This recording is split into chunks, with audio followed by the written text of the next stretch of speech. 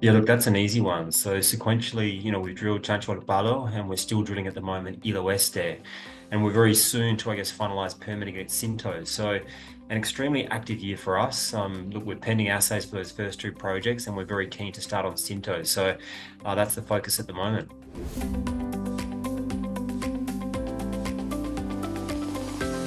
Look, I think it's a bit of a general one, but I'm very impressed, by the team, and that's from, the exploration team to the board. But the amount of activity that we've had as a, as a small cap kind of junior, I think has been really impressive. So, as mentioned, drilling two projects, about to start a third.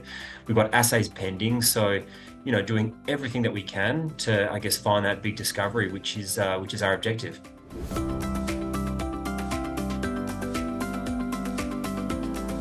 So look, the highlight, adding in a former colleague in Tony Greenaway to our board, so as a non-exec director. Look, I worked with him extensively at Latin Resources. He's very sharp. He gives you a very honest opinion over things. So really enjoying that collaboration. And also Paul Pearson, who was our CP, QP in Peru, which, for, again, a junior explorer to add more geological talent to the team has been, I think, a great addition.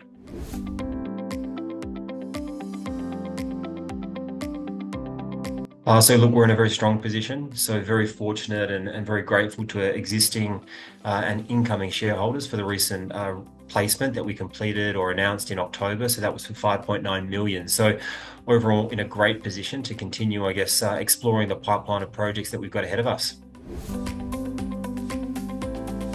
Look, I think far from it, and from our perspective, to have success in this sector, you've got to have a good team, you've got to have good projects, and you have to have a very good strategy. And from our side, if I look at the portfolio that we have and the team that we have on the ground and in Australia, I think we're in a very good position to have that success.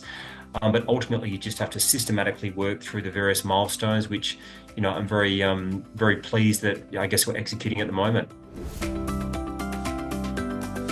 Yeah, so look, I'll bring this back to a Peru context, and look, I'm always very keen to say that while Peru is a developing country, it's very mature from a mining and associated processes, including permitting. So whilst it doesn't happen overnight, which I think is a good thing for community and environmental stakeholders, it's a very regimented process. Which we've had two projects permitted in 2025. I'm about to have a third, hopefully confirmed the next day or so. So.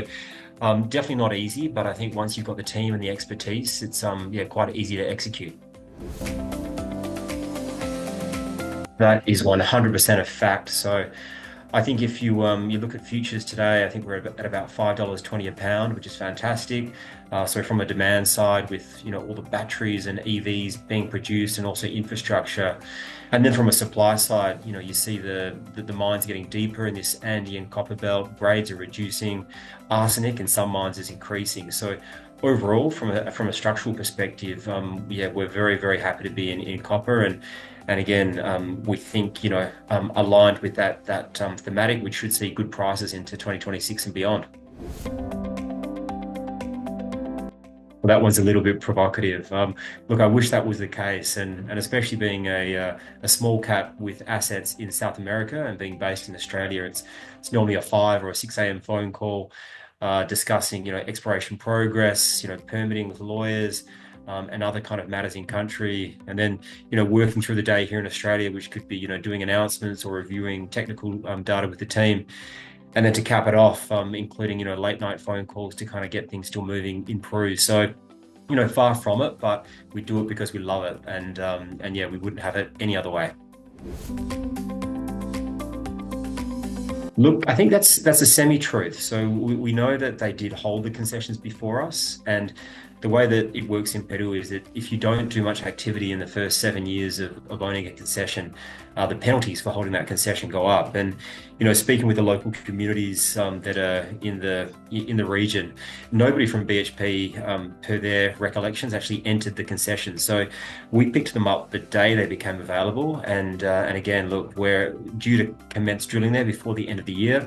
It's got fantastic, I guess, elements in terms of strong geochem. The IP that we completed was also very positive. So we think that one was a bit of a score, and hopefully we can get a big discovery at Cinto. this one's going to get me into trouble. But it is absolutely the truth in that, I think Peru, from my personal perspective, has amazing food. But you just have to look at the top 50 restaurants in the world, and Peru has a dominant position, including having the number one restaurant, I think, for the past, 10 to 15 years. So definitely check out Peruvian cuisine when you get a spare chance.